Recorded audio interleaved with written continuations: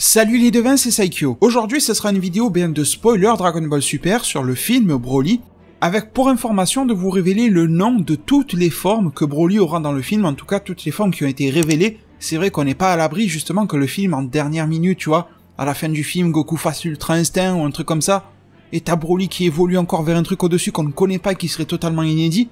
Mais pour le moment, donc ça on n'en sait rien les devins. D'ailleurs dites-moi en zone commentaire si le maximum de Broly en termes de transformation sera sa forme, la façon légendaire Berserker, ou si d'après vous il va évoluer vers quelque chose d'un petit peu plus divin, d'un petit peu plus Ultra Instinct ou je sais pas quoi. En tout cas quelque chose un petit peu plus à la sauce Dragon Ball Super.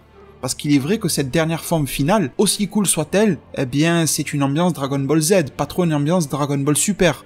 À mon sens, je pense qu'il faudrait remixer Broly à la sauce Dragon Ball Super en faisant un petit peu comme le film 4D, vous vous rappelez, qui avait sorti un Broly God avec des cheveux longs, qui ressemblait un petit peu au SSJ3 de Broly, mais pas vraiment, avec une teinte de couleur un petit peu verdâtre légère, des cheveux qui avaient l'air vraiment sauvages, etc. Je pense qu'il faudrait une espèce de remix comme ça pour le rendre un petit peu plus moderne que sa simple forme légendaire, juste en lui foutant un boost de puissance, tu vois. Enfin bref, j'arrête de tergiverser et parlons de concret. Depuis la révélation du trailer, eh bien au Japon, il y a un petit peu comme un tour des villes au Japon qui est fait, etc. avec différents événements, qui avaient commencé avec la Jump Victory Carnival 2018, et ensuite il y a eu pas mal d'événements similaires dans lesquels, eh bien c'est ouvert au public, et dedans, eh bien il y a pas mal d'artworks qui sont affichés sur les murs, il y a des gens qui sont là pour faire du question-réponse, etc. Il y a des statues grandeur nature de Broly, etc. Enfin bon voilà, il y a beaucoup de choses sympas à voir, et sur ces fameuses artworks des personnages, eh bien, il y a en haut à droite le nom du personnage. Et les différentes formes de Broly y sont. Et vous remarquez qu'il y a toujours un truc entre parenthèses, et c'est pour qualifier la forme dans laquelle le personnage se trouve. Par exemple, pour Goku, il y aurait écrit Super Saiyan 1, Super Saiyan God, machin. Et bien pour Broly, c'est pareil. Alors Broly basique, il y a écrit Broly, entre parenthèses, il y a écrit normal. Et on va remercier bien sûr Herms98 pour les informations.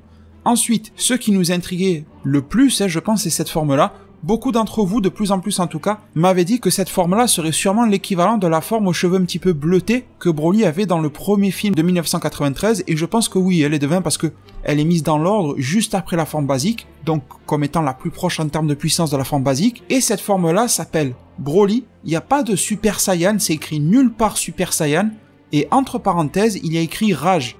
Alors là, je vais faire un petit peu de debunk et je vais faire de la mise au point. Il y a écrit Rage, d'accord. Le texte en japonais pour Rage, c'est exactement le même mot que pour Mirai Trunks dans l'arc Zamasu quand il s'était transformé en Super Saiyan Rage, donc en Super Saiyan Ikari en japonais, mais ça ne veut pas dire les devins que Broly est dans la même forme que Trunks. D'ailleurs, je pense que le visuel, ça parle de lui-même, tu vois bien que Trunks, il avait des cheveux transformés, il avait des cheveux proches de ceux du Super Saiyan 2, il avait une double aura qui ressemblait à celle du SSJ2 et à celle du SSJ Blue, Broly est loin d'en être là. Et vous pourriez me dire que c'est dû aux artworks, qu'il n'y a pas d'aura, etc. autour de lui, mais je vous affiche une image, on a vu Broly sous cette forme-là dans le trailer se battre contre Goku, il n'y avait pas d'aura autour de lui, il n'y avait rien qui ressemblait, absolument rien, au SSJ Rage de Mirai Trunks. D'ailleurs, je le répète encore une fois, il n'y a pas écrit que c'est un Broly Super Saiyan, il y a juste écrit que c'est un Broly Rage. Donc va savoir comment ils vont expliquer ça dans le film, probablement qu'ils vont nous faire encore une fois un Broly un petit peu à la Hulk, plus il est énervé, plus il est puissant, et que cette forme-là serait une espèce d'intermédiaire entre la forme basique et la forme Super Saiyan de Broly, et le gars est tellement puissant qu'une demi-transformation, pour moi ça c'est une demi-transformation, le rend plus puissant qu'une transformation chez Goku, tu vois ce que je veux dire? Beaucoup d'entre vous m'ont dit que ça pourrait être le Gidi Super Saiyajin, le faux Super Saiyan que l'on a pu voir dans le film contre Slug de Goku.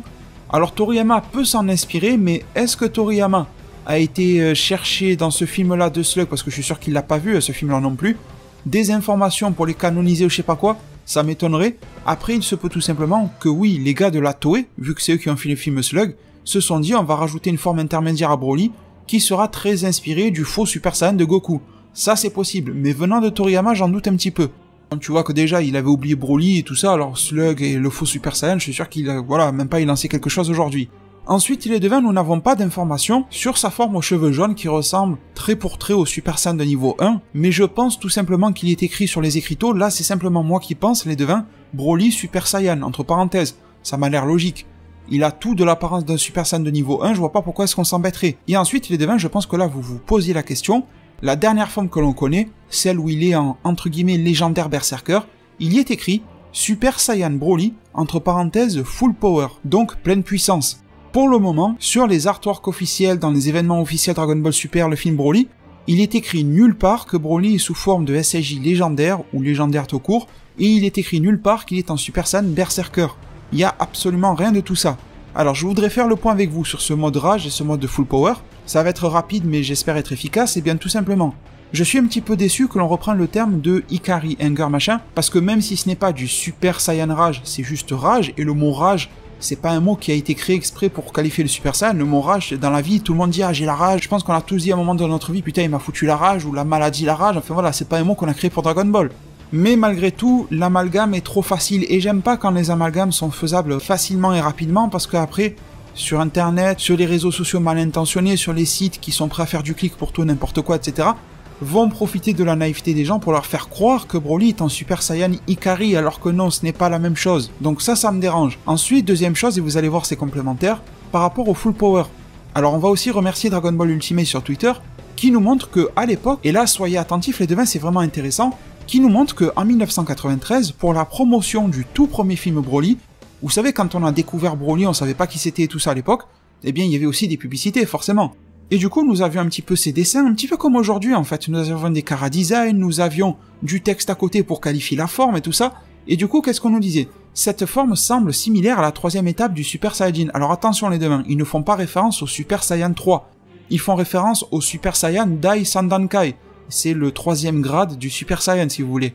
C'est l'équivalent de la transformation de Mirai Trunks, vous vous souvenez, au gros muscle contre Cell, ou Caulifla l'a fait aussi dans le tournoi du pouvoir en version animée.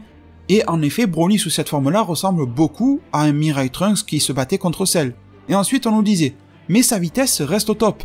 Peut-on dire qu'il s'agit d'une évolution différente de celle de Goku et des siens? Et en plus de ces informations-là, les devins, que nous disait-on? Le Super Saiyan légendaire de Broly à l'époque ne s'appelait pas Super Saiyan légendaire dans ce matériel promotionnel, mais ça s'appelait provisoirement, et j'insiste sur provisoirement, Broly Super Saiyan, entre parenthèses, forme finale.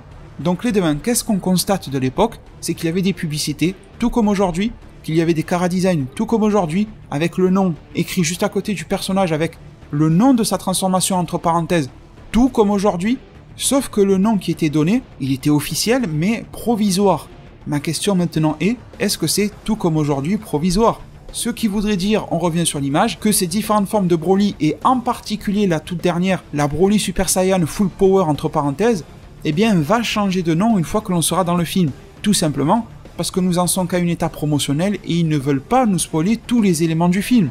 Ils nous donnent un terme qui est correct parce que ça reste quand même Broly Super Saiyan, c'est une forme de Super Saiyan, qui est là, qu'elle soit légendaire ou pas, il reste dans la vérité, mais sans nous donner forcément le vrai nom qu'elle aura dans le film. Sincèrement les devins, si vous voulez mon avis, je pense qu'on va se diriger vers ça.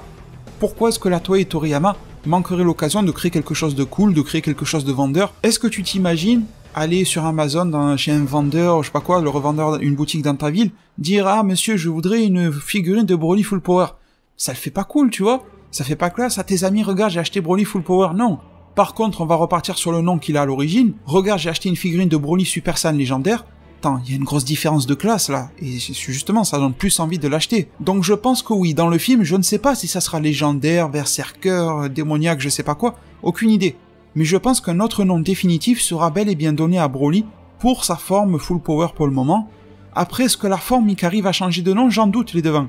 Parce que c'est une forme assez préliminaire justement des transformations de Broly, et je pense que c'est pas si grave que ça que de nous spoiler le nom dès maintenant, et je pense que la forme rage comme ça risque d'être correcte.